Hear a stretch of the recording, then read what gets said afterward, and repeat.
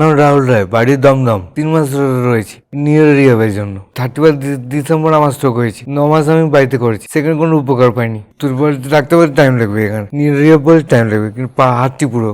খরচা অনেক কম, মানে বাইরের হসপিটালে অনেক খরচা, তাহলে অনেক কম হচ্ছে এখানে। অসুবিধা কিছু নেই, অসুবিধা একদম খুব ভালো। তো সিস্টেম খুব ভালো, ডাক্তাররা খুব ভালো, আর নার্সটা খুব ভালো। আর রিহাব তো ছেড়ে দিন, রিহাবের থেকে ভালো কিছু হয় না। বাইরের ট্রিটমেন্ট থেকে অনেক বেটার।